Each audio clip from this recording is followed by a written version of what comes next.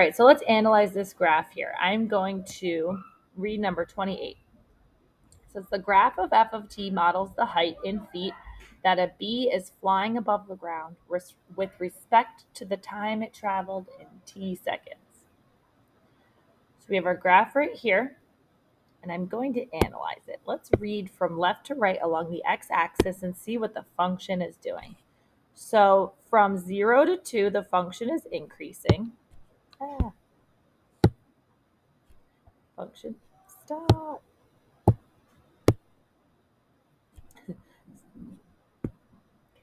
The function is increasing. And then from 2 to 6, the function is constant, right? It has a slope of 0. Then from 6 to 10, the function is increasing again. And then from 10 to 12, the function is decreasing. And then from 12 to 14, the function is increasing. And then from 14 to 15, the function is constant again. Okay, so we got an idea of what this function is doing.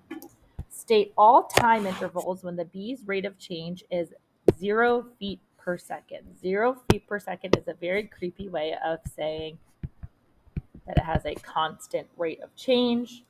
Or another way of saying the slope of the line is equal to 0. Okay, so let's find the spots on the graph where the slope is equal to 0. Well, we have a constant rate of change or a slope equal to 0 between 2 and 6, and then again from 14 to 15. So we're going to go ahead and write those as intervals. Excuse me. The rate of change is 0 feet per second from 2 to 6.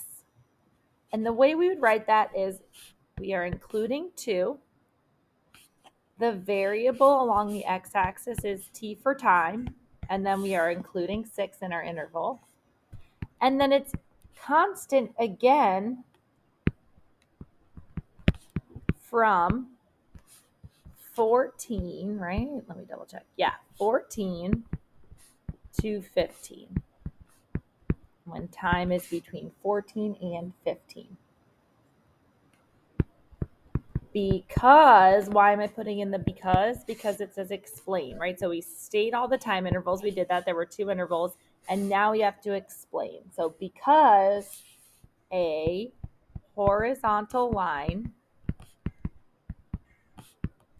has a slope of 0, which means the rate of change is also 0.